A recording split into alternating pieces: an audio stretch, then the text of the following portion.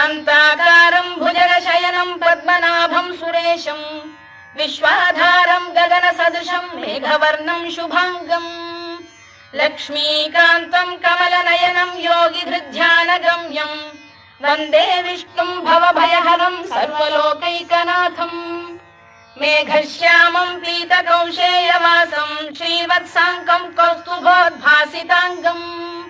पुण्योपेतं पुण्डरीकायताक्षं विष्णुं वन्दे सर्वलोकैकनाथं नमः समस्तभूतानामादिभूताय भूभृते अनेकरूपरूपाय विष्णवे प्रभविष्णवे सशङ्खचक्रं सकिरीटकुण्डलं सपीतवस्त्रं सरसीरुहेक्षणं सहारवक्षस्थलशोभिकौस्तुभं नमामि विष्णुं शिरसा चतुर्भुजं छायायां पारिजातस्य हेमसिंहासनोपरि आसीनम